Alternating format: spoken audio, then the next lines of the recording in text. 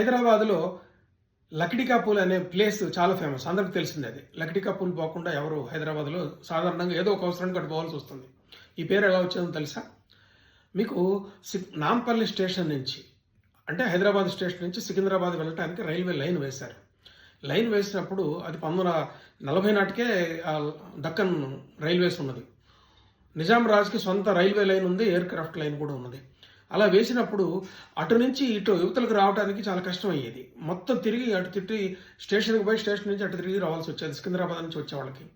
అందుకోసం అనువుగా చెక్కలతోటి కట్టెలతోటి ఒక వంతెనని అక్కడ ఇప్పుడున్నటువంటి బ్రిడ్జ్ దగ్గర కట్టారు. అందుకని కట్టెలతో కట్టిన బ్రిడ్జ్ కాబట్టి లక్డీ కా పూల్ అనే పేరు వచ్చింది. పూల్ అంటే వంతెన ఉర్దూలో తెలిసిన విషయం.